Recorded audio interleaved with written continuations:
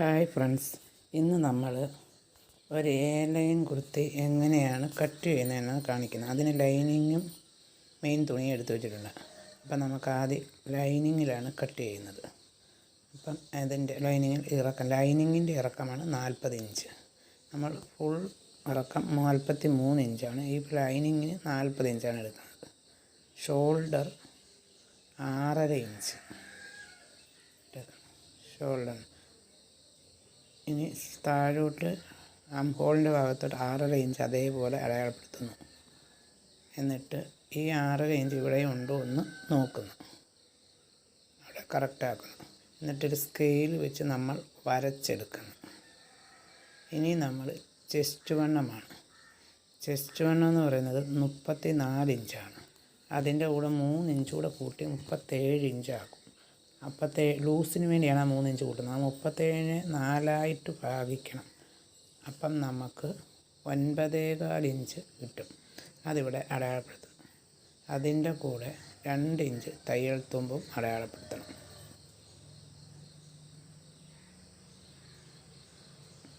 എന്നിട്ടത് സ്കെയിൽ വെച്ച് വരയ്ക്കണം. ഇനി 1.5 ഇഞ്ച് ആം ഹോൾ കർവിന് വേണ്ടി നമ്മൾ അടയാളപ്പെടുത്തണം.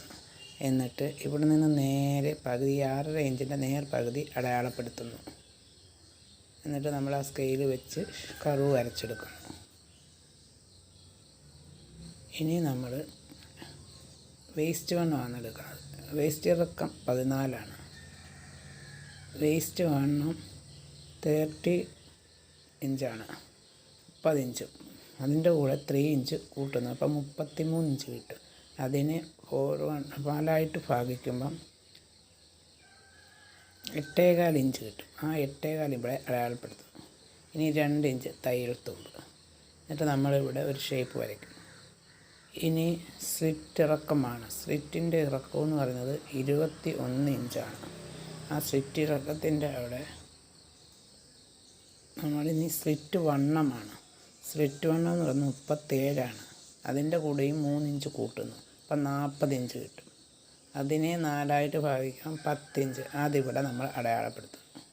ആ 10 ഇഞ്ചിൻ്റെ ഇവിടെ 2 ഇഞ്ച് കൂടെ തയ്യൽ തുമ്പ് കിട്ടുന്നത്. ലൈൻ ആയതുകൊണ്ട് ഞാൻ 2 ഇഞ്ചാണ് കൂട്ടുന്നത്.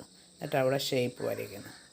എന്നിട്ട് പിന്നെ താഴെ നമ്മൾ 16 ഇഞ്ചാണ് അടയാളപ്പെടുത്തുന്നത്. എന്താണെന്ന് പറഞ്ഞാൽ ലൈൻ കുർത്തി ആയതുകൊണ്ട്. എന്നിട്ട് അത് ഷേപ്പ് താഴോട്ട് വരയ്ക്കുന്നു. ഇനി നമുക്കിത് കട്ട് ചെയ്തെടുക്കാം.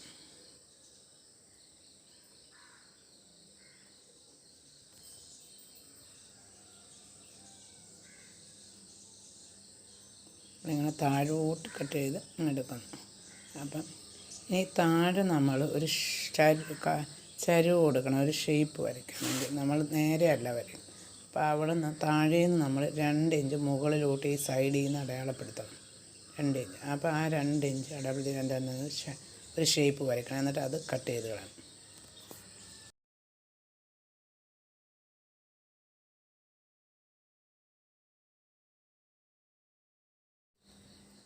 ഇപ്പം നമ്മൾ ലൈനിങ് കട്ട് ചെയ്ത് കഴിഞ്ഞ് ഇനി നമുക്ക് മെയിൻ തുണി എടുത്തിട്ട് അത് കട്ട് ചെയ്യാം. അപ്പോൾ അതും നമ്മളിപ്പം 4 മടക്കിയിട്ടേക്കാണ്.